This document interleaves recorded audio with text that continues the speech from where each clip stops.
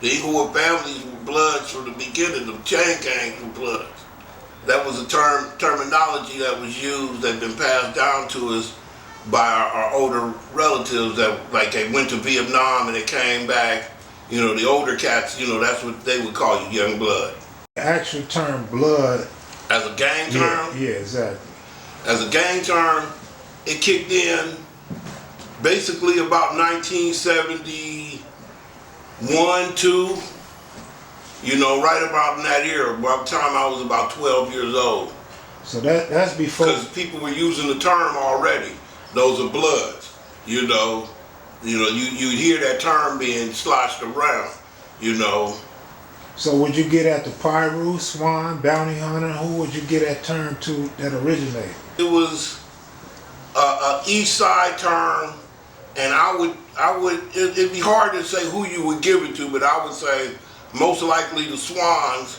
Some families that lived on this side, from Imperial to maybe Century, and all of that's the Avenue Pyrus now.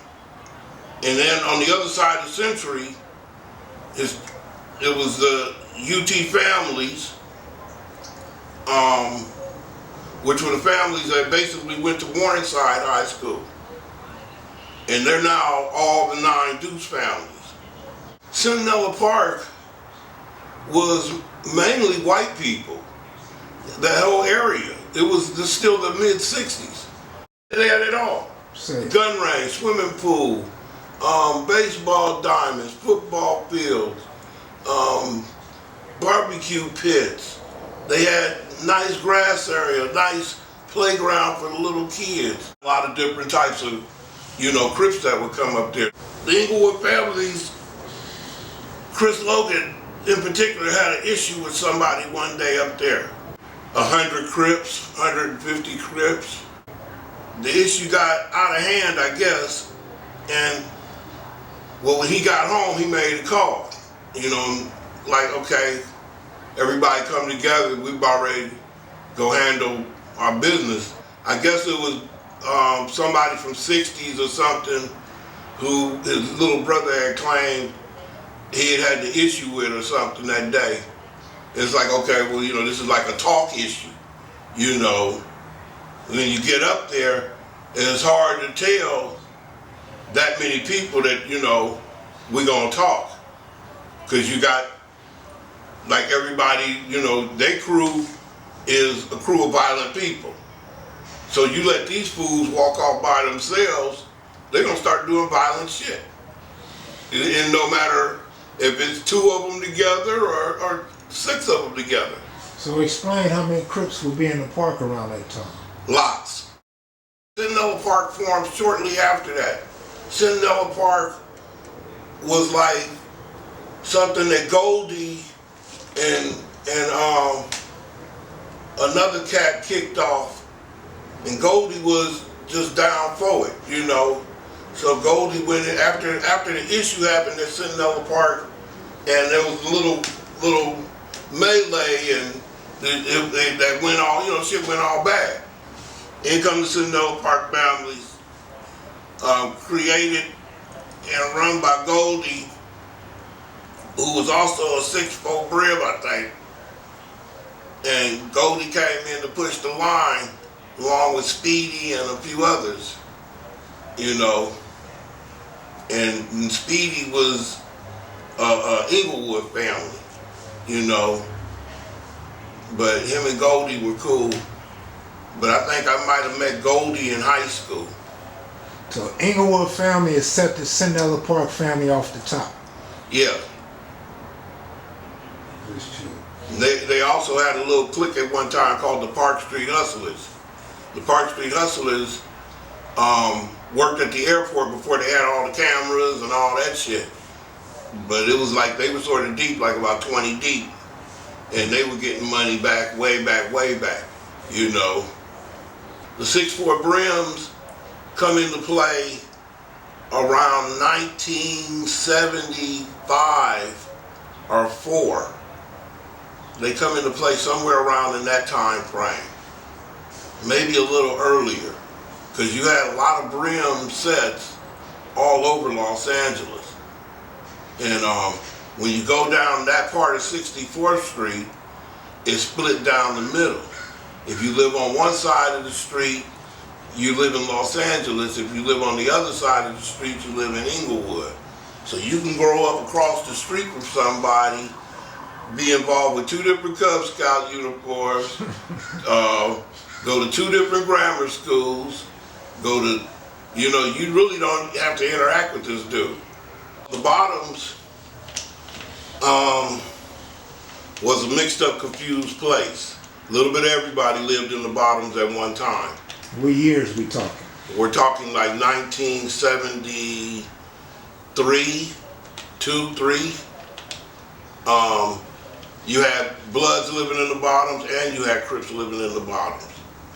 You had Crips that hung out in the Bottoms. You had Crips on one street and Bloods on another street. I had a partner, Sweet Pea from Pyru. He lived in the Bottoms, behind what at that time was a car wash. Other Blood neighborhoods that Cat from the Swans, Cat, but you got this other cat. He's from Q102. I give a lot of credit the Bottoms, partially to Jan Brewer, and there's a couple of other cats that lived down there, and they hung out together. I had a buddy named Spanky. He lived in the Bottoms right across the alley from him. There was all kind of cats living in the Bottoms of it. Kenny Boy came over there, and I give a lot of credit to Kenny Boy for the Crenshaw Mafias, That's just real shit, him and Gramps. I met Philip McCain when I was 5.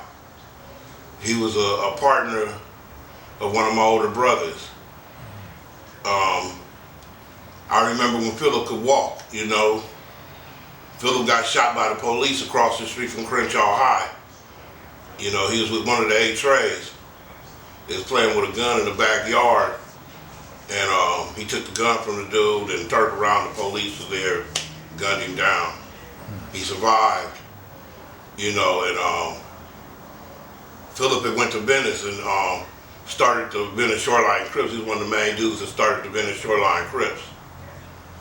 But actually Philip McCain had lived on 7th Avenue, but during the beginning of the conflict, he was targeted, basically. Philip had a brother named Fat Nose, and me and Fat Nose and Philip, we were all cool, but I remember when Philip got gunned down by the police, and I remember when he came back to the neighborhood in the wheelchair and everything, So did you know him as a West Side Crip? Definitely. So he took West Side Crip to Venice around 70 what? Oh God, that had to be in 72. Some families that lived on this side, from Imperial to maybe Century, and all of that's the Avenue Pyrus now. And then on the other side of Century, it was the UT families, which were the families that basically went to Warrenside High School. And they're now all the 9 Deuce families. There was Bloods on Queen Street when I was in high school. Kevin lived over there. H-Bomb lived over there. And they were families. They were Bloods all along, It's like there's only one high school right there, one junior high. And so you got kids coming from the avenues all the way from other parts of Inglewood going there too.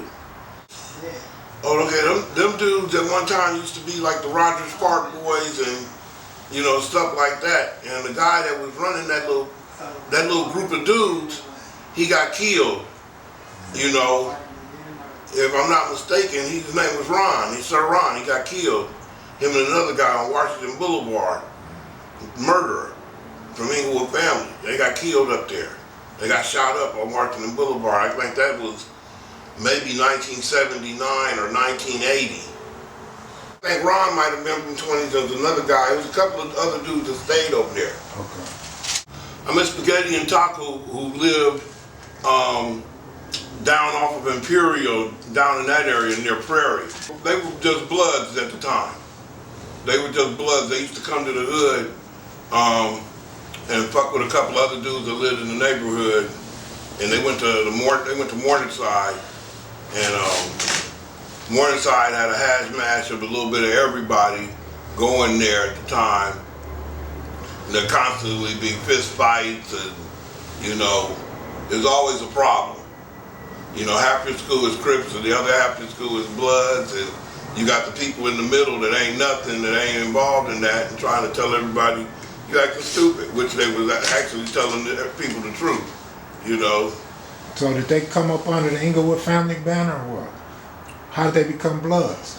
They came up under the Inglewood family banner. A lot of dudes that lived down like 111th in Yukon and up in that area, they had ties to dudes that lived farther up the way, like Border Rat and his brother Sporting Life and their brother Salty.